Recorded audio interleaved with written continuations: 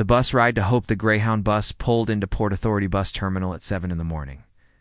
Natalie Brooks pressed her forehead against the cool window, watching as New York City awakened around her.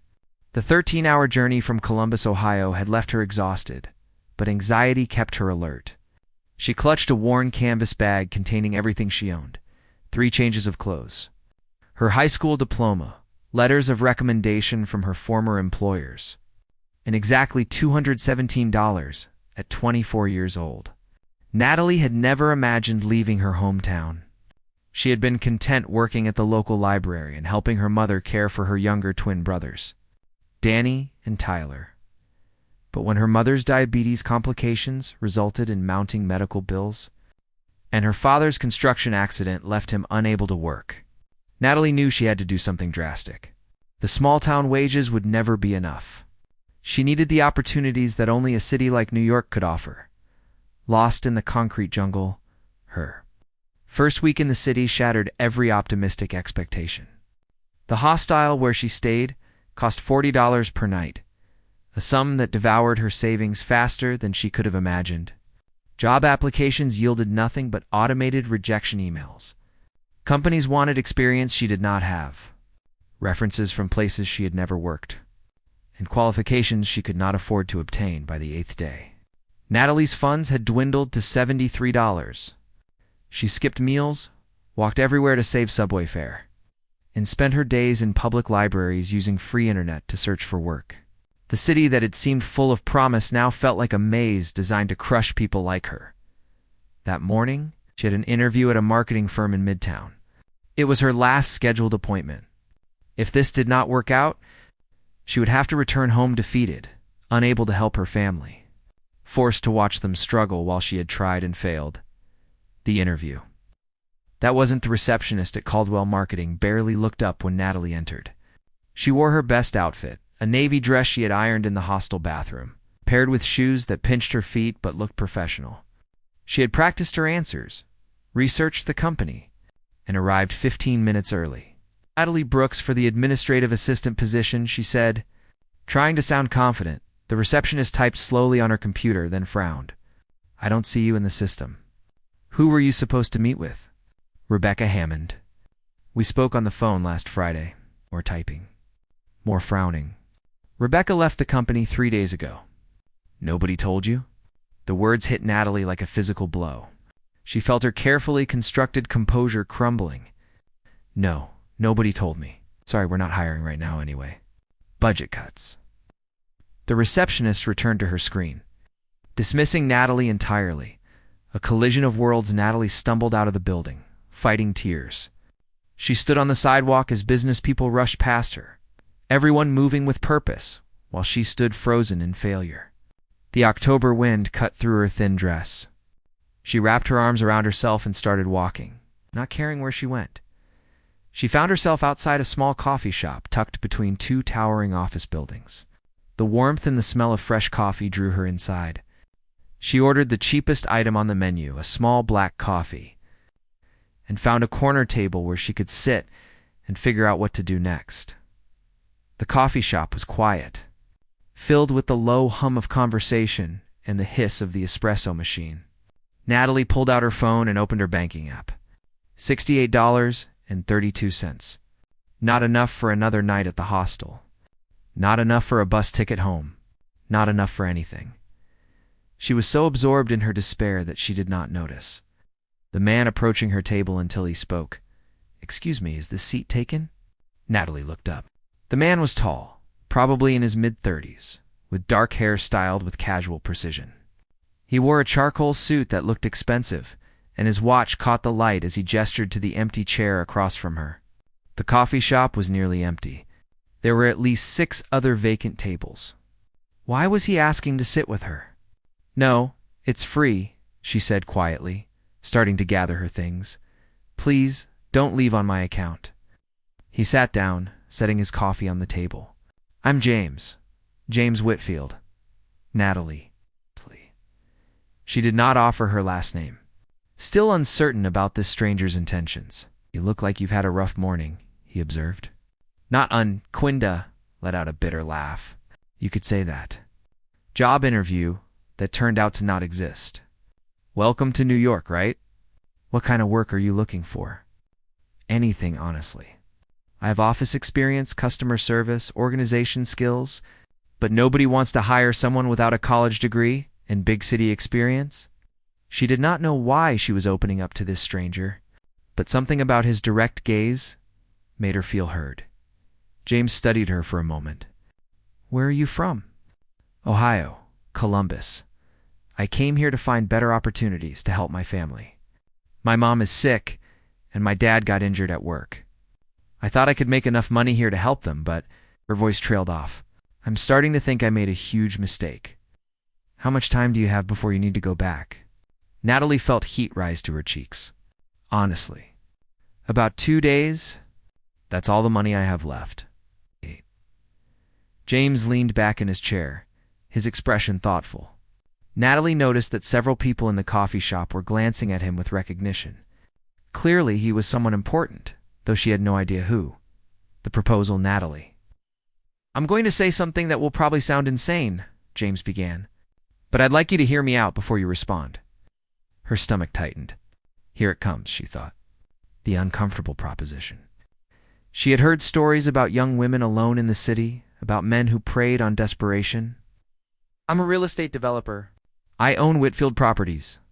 You might have heard of it. He paused, watching for recognition. Natalie shook her head. I'm 36 years old. I've built a successful company from the ground up, but I have a problem. My father has been pressuring me for years to get married and have children to continue the family legacy. Recently, he's made it clear that if I don't have an heir soon, he'll transfer his shares in the company to my cousin, effectively removing me from control of the business I built. Natalie listened, confused about where this was going. I've dated plenty of women in my social circle, James continued, but they're interested in my money, my status. Nothing feels real. And honestly, I'm tired of playing those games. What I need is someone genuine, someone with real values and real priorities. I still don't understand why you're telling me this, Natalie said slowly. James met her eyes directly. I'm offering you a business arrangement. I will provide you with complete financial security, an apartment, medical care, a monthly allowance and support for your family's needs. In return, I'm asking you to have my child. The coffee shop seemed to fall silent around them. Natalie stared at him, certain she had misheard. You want me to what? I know it sounds shocking, but think about it logically. You need money to help your family. I need an heir. We could help each other. There would be a contract, legal protections for you, guaranteed support for the child, everything above board. Natalie stood up abruptly, her chair scraping against the floor. You think you can just buy a child from a desperate woman? What kind of person are you? A practical one, James said calmly, and someone who sees that you're intelligent, kind, and exactly the type of person who would raise a good child. I'm not trying to insult you, Natalie. I'm trying to offer you a solution. This is degrading. She grabbed her bag. I may be broke and desperate, but I'm not for sale. James pulled out a business card and placed it on the table. If you change your mind, call me. The offer stands. Think about your mother, your father, your brothers. Think about what this could mean for all of them. Natalie looked at the card, then at James, then back at the card. Without another word, she turned and walked out of the coffee shop into the cold October morning. The long night that night, in her hostile room, Natalie lay awake on the thin mattress. Her roommates snored around her, strangers passing through the city on their own desperate journeys. She had called her mother earlier, lying about job prospects, pretending everything was fine. Her mother had sounded weak, her words punctuated by difficult breathing. The medical bills were piling up. Danny needed new glasses. Tyler's asthma medication was running out. Natalie pulled James's business card from her pocket. The embossed lettering caught the streetlight filtering through the window. James Whitfield, CEO Whitfield Properties. A phone number printed in elegant script. What kind of person would accept such an offer? What would her mother say if she knew? What would her church community back home think? But then again, what choice did she really have? Return to Ohio empty-handed and watch her family suffer? Keep searching for jobs that did not exist with money she did not have? She thought about James's words. Everything legal. Everything protected. Support for the child. Support for her family? Was it really so different from the arranged marriages her grandmother used to tell her about? People making practical decisions for practical reasons? At 3 in the morning, Natalie made her decision. She picked up her phone and sent a text to the number on the card. "This is Natalie from the coffee shop. We need to talk." The response came back within 2 minutes. "Tomorrow morning. Same coffee shop. 10 o'clock. Thank you for considering this." Natalie set down her phone and stared at the ceiling, knowing she had just changed the entire course of her life. She did not know if she had made the right choice, but she knew it was the only choice she had left. The morning after Natalie arrived at the coffee shop 15 minutes early, her nerves making it impossible to wait any longer. She had barely slept, spending the night alternating between certainty and panic about her decision. The morning sun cast long shadows through the shop windows as she ordered a tea she could not afford and sat at the same corner table where her life had changed the day before. James arrived exactly at 10 o'clock, carrying a leather portfolio under his arm. He looked different today, less formal in dark jeans and a sweater, though still unmistakably wealthy. His expression was serious but not unkind as he sat across from her. "Thank you for coming," he said. "I wasn't sure you would." "I'm not sure I should have," Natalie replied honestly. "But I spent all night thinking about my family, and I keep coming back to the same conclusion. I don't have any other options." James nodded, understanding in his eyes. "Before we go any further, I want you to know that everything I'm offering is real and legally binding. I've had my attorney draft a preliminary contract." He opened the portfolio and pulled out a thick document. "I want you to read through this carefully. Take it with you if you need to. Have someone else look at it. I'm not trying to trap you into anything." Natalie took the contract with trembling hands. The first page outlined the basics. She would live in an apartment James provided, receive monthly payments of $5,000 for personal expenses, and her family would receive $3,000 monthly for medical and living costs. All medical care related to pregnancy and birth would be covered.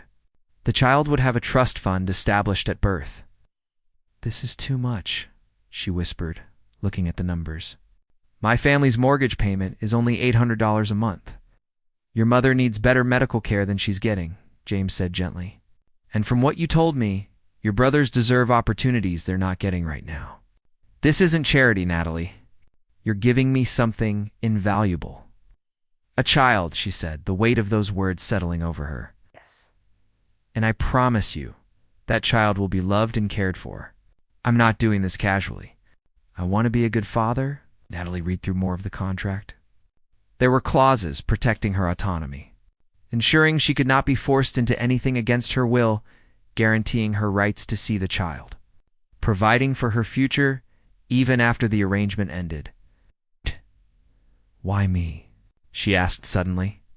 "You could have found someone from your own world, someone sophisticated who knows how to fit into your life." James was quiet for a moment, considering his answer. "Because everyone in my world wants something from me.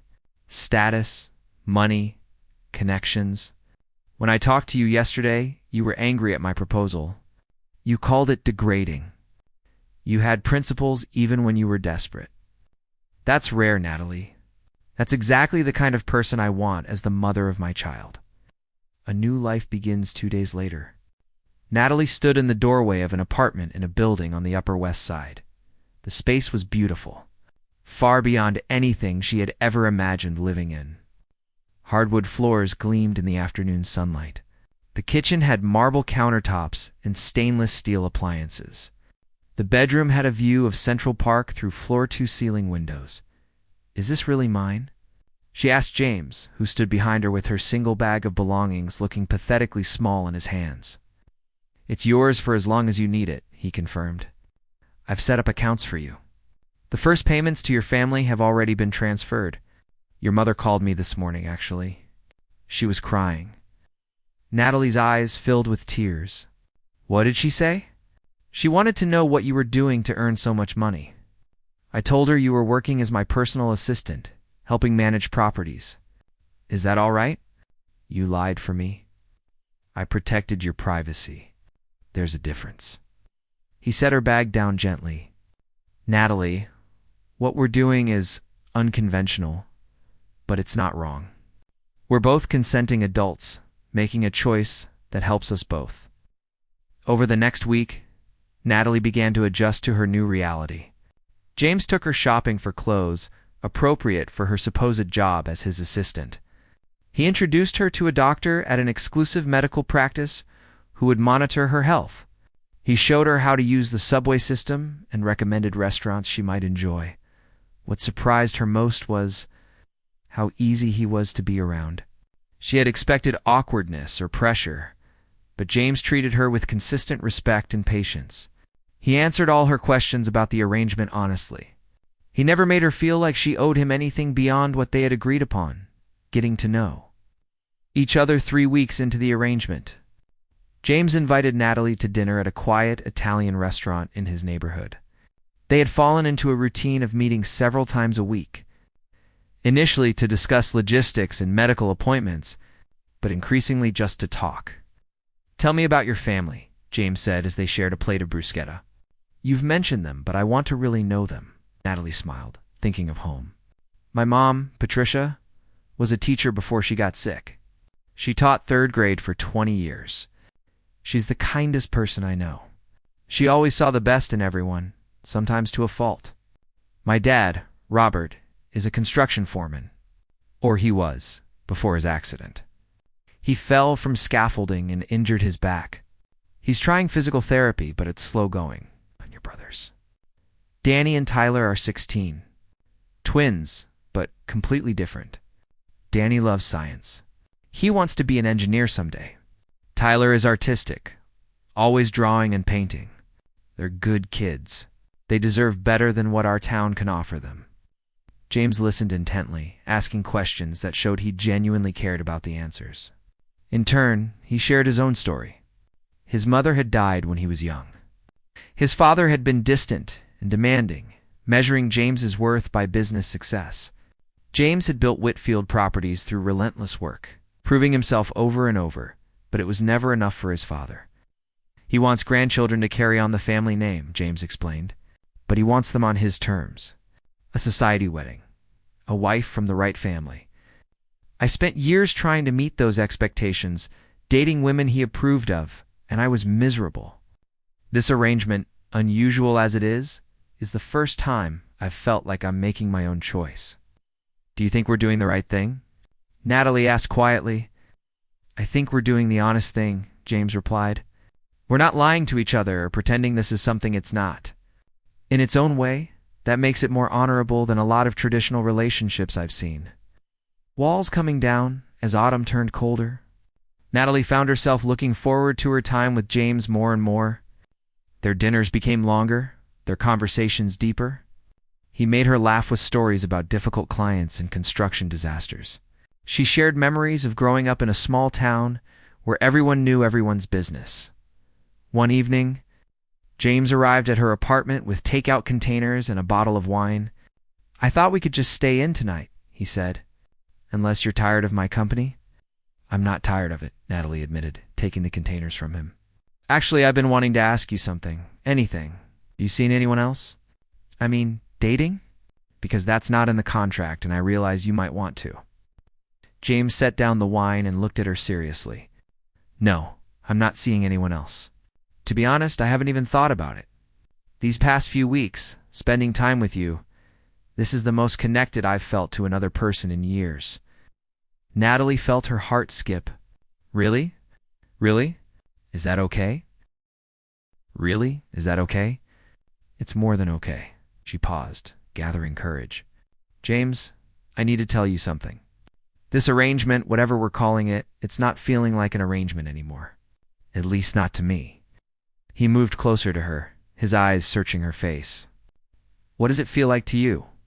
Like maybe we're becoming friends? Or maybe something more than friends?" Her voice was barely a whisper. James reached out and gently tucked a strand of hair behind her ear. "I've been feeling the same way. I keep telling myself I need to maintain professional boundaries.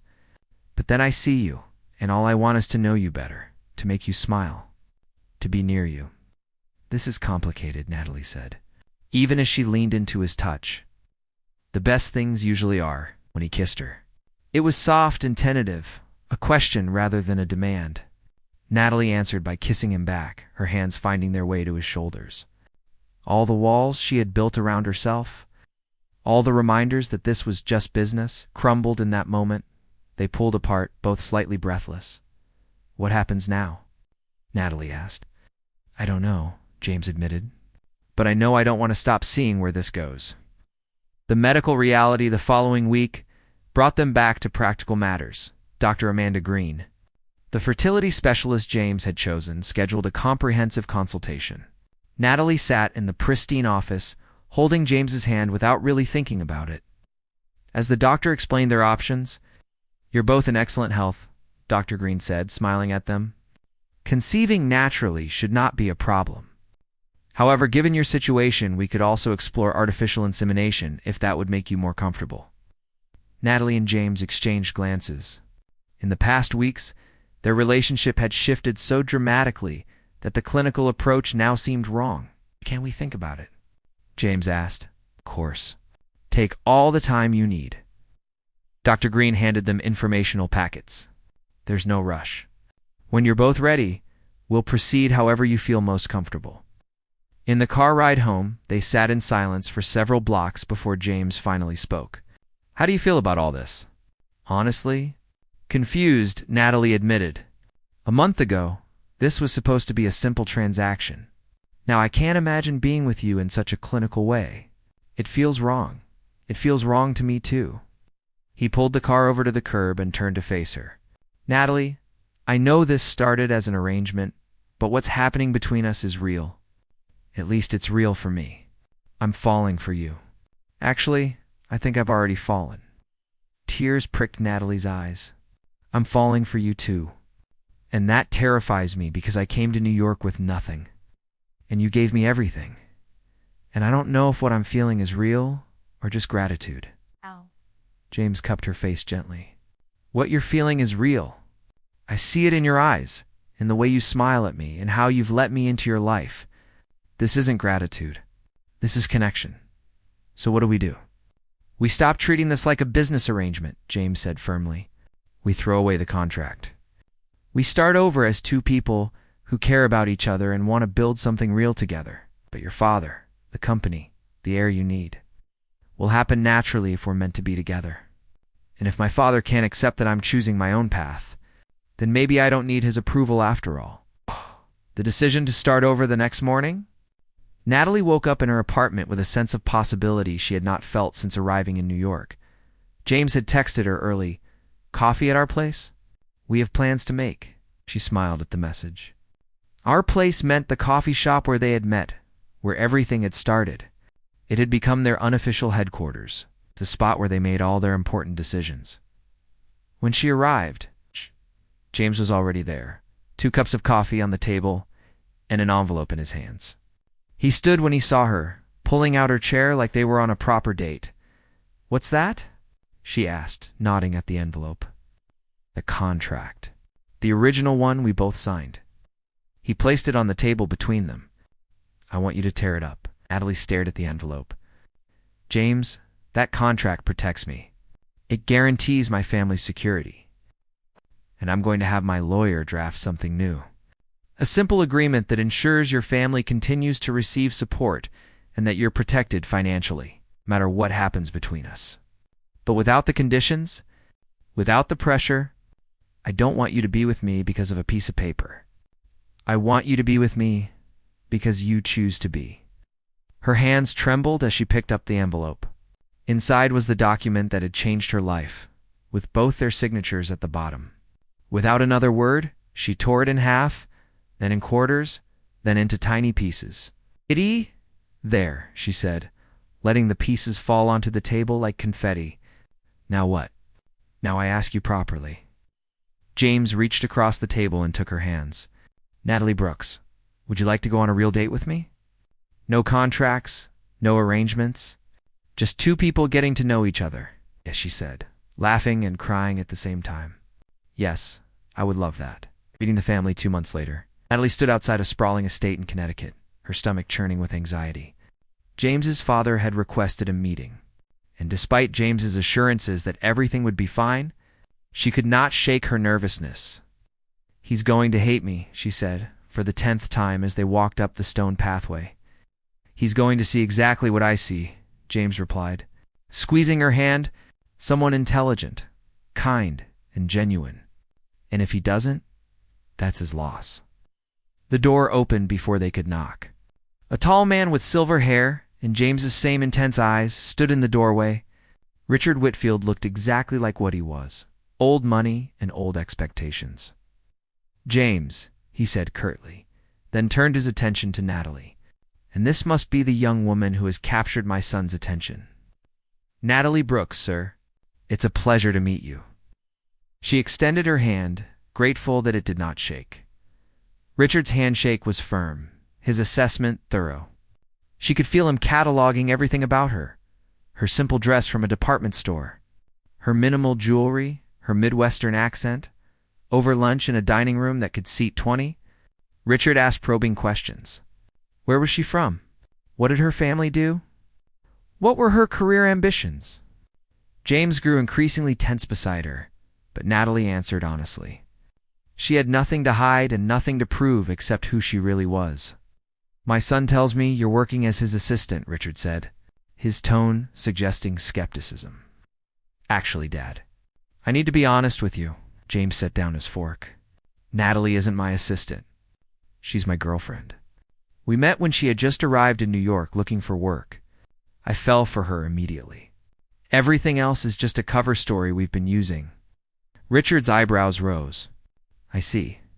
And what are your intentions toward my son, Miss Brooks?" "I love him," Natalie said simply. "Not because of his money or his status. I love him because he's kind and thoughtful, and because he sees value in people beyond what they can offer him. I didn't come to New York looking for a wealthy boyfriend. I came here desperate and scared, and James showed me compassion when no one else would." The silence that followed felt eternal. Then, surprisingly, Richard smiled. It was a small smile, but genuine. "My son has dated many women over the years," he said. "Beautiful women, accomplished women, women from the finest families, but I've never seen him look at anyone the way he looks at you. That's worth more than any pedigree." Building a real life together over the following months, Natalie and James built a relationship that had nothing to do with contracts or obligations. He met her family over Thanksgiving, charming her mother and winning over her initially suspicious father. Her brothers loved him immediately, especially when he casually mentioned that he could help arrange internships for them in New York when they were ready. "You don't have to do that," Natalie told him later. As they walked through Central Park in the cold November evening, "I want to," James replied. "Danny and Tyler are important to you, which makes them important to me. Besides, Danny's science portfolio is genuinely impressive. He should have opportunities." They spent Christmas at Richard's estate, where Natalie discovered that James's father was far warmer in private than his stern exterior suggested. He showed her photo albums from James's childhood, sharing stories that made James blush and Natalie laugh. "I worried about him for so long," Richard confided when James left the room. "He worked so hard, built so much, but he seemed lonely. You've changed that. You've made him happy." Winter turned to spring, and their relationship deepened in ways Natalie had not known were possible. They traveled together, exploring art museums and trying new restaurants.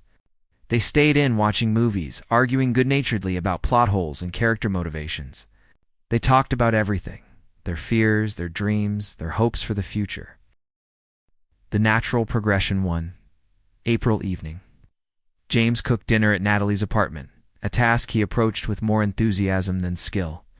As Natalie watched him struggle with the pasta sauce, she felt a wave of affection so strong it took her breath away. "James," she said softly. He looked up from the stove, concern crossing his face. "What's wrong?" "Nothing's wrong. Everything is right." That's what I realized. She walked over to him, wrapping her arms around his waist from behind. "I love you so much it scares me sometimes." He turned in her arms, pulling her close. "I love you too. More than I thought possible? I want everything with you, she continued. Not because of an agreement or an arrangement, because I genuinely want to build a life with you. I want to marry you someday. I want to have your children. I want to grow old with you. James's eyes shimmered with emotion. Is that a proposal, Miss Brooks? Maybe it is. She smiled up at him. What do you say, Mr. Whitfield? Instead of answering, he kissed her deeply, and Natalie knew she had her answer. Later that night, wrapped in each other's arms, they talked about their future with excitement rather than anxiety. I can't believe I almost missed this, James said, stroking her hair. If you hadn't walked into that coffee shop, if you hadn't been brave enough to call me back, we found each other, Natalie said. That's what matters. The proposal a month later, James took Natalie back to the coffee shop where they had met. She thought it was just another casual breakfast, but when they sat at their usual table, she noticed something different. The shop was empty except for them, and soft music played in the background. James, what's going on? He took her hands across the table, his eyes serious but warm. 7 months ago, I sat at this table and made you an outrageous proposal. I asked you to have my child in exchange for money. It was cold and transactional, and I'm embarrassed when I think about it now. Don't be, Natalie said. If you hadn't made that proposal, we wouldn't be here. True. But today, I want to make you a different proposal. One that has nothing to do with business or arrangements. He slid out of his chair and knelt beside the table, pulling a small velvet box from his pocket. Natalie Brooks, you came into my life when I had given up on finding real connection. You showed me what it means to love someone for who they are, not what they can give you. You've made me a better man. Will you marry me? The diamond ring sparkled in the morning light, but Natalie barely saw it through her tears. Yes, she whispered. Yes, absolutely yes. The coffee shop erupted in applause, and Natalie realized that the baristas and several regular customers had been hiding in the back, waiting for this moment. James had orchestrated the whole thing. As he slipped the ring on her finger, Natalie thought about how far they had come. She had arrived in New York, broken and desperate, willing to make a deal that went against everything she believed in. Instead, she had found genuine love with a man who saw her worth when she could barely see it herself. The wedding and beyond, they married 6 months later in a small ceremony that blended both their worlds. The venue was elegant but not ostentatious, with Natalie's family flying in from Ohio and Richard serving as James's best man. Natalie's mother cried through the entire ceremony, overwhelmed by how dramatically her daughter's life had changed. Do you take this man to be your lawfully wedded husband? The officiant asked. I do, Natalie said, squeezing James's hands, thinking about the journey that had brought them to this moment. I do, James echoed when it was his turn, his voice thick with emotion. Their kiss, as husband and wife, felt like both an ending and a beginning. The strange arrangement that had brought them together was completely forgotten, replaced by something infinitely more valuable, real, enduring love. At the reception, Richard stood to give a toast. When my son first told me about Natalie, I was skeptical, he admitted. I had very specific ideas about who James should marry. But Natalie taught me that love doesn't follow social conventions or family expectations. It finds its way to the right people, if they're brave enough to accept it. Welcome to the family, my dear daughter. 3 months after the wedding, Natalie discovered she was pregnant. She told James over breakfast, watching as shock and joy transformed his face. We're having a baby? He asked, his voice full of wonder. We're having a baby, she confirmed, laughing as he swept her into his arms as they held each other, both thinking about the child they had conceived out of love rather than obligation. Natalie marveled at how wrong first impressions could be. James had seemed cold and calculating when he first proposed his arrangement. Instead, he had turned out to be the kindest, most thoughtful man she had ever known. Their son, Robert James Whitfield, was born on a snowy January morning. As Natalie held him for the first time, with James beside her and both their families crowded into the hospital room, she thought about the girl who had arrived at Port Authority bus terminal just over a year ago. That girl had been desperate and afraid, willing to compromise her values for survival, but she had also been brave enough to take a chance on something unconventional, and that bravery had led her to everything she had never known she wanted. "What are you thinking about?" James asked softly, touching their son's tiny hand. "I'm thinking about how I came to New York for a job," Natalie said. "And instead, I found a family, a home, and a love I didn't know existed." "Best hiring decision I ever made," James joked, making her laugh as their families gathered around them, cooing over the new baby. Natalie knew that their unusual beginning had given them something precious, complete honesty about why they were together. They had started with nothing but mutual need, and from that unlikely foundation, they had built something beautiful and real. The contract that had brought them together was long forgotten, shredded into pieces that had blown away like dust. What remained was infinitely more binding, a marriage built on genuine love, respect, and the shared understanding that sometimes the most unexpected beginnings lead to the most perfect endings. Years later, when their son was old enough to ask how they met, Natalie and James would exchange a smile and tell him a simplified version of the truth that they had met in a coffee shop. That his father had made his mother an offer she almost refused, and that saying yes had been the best decision of both their lives.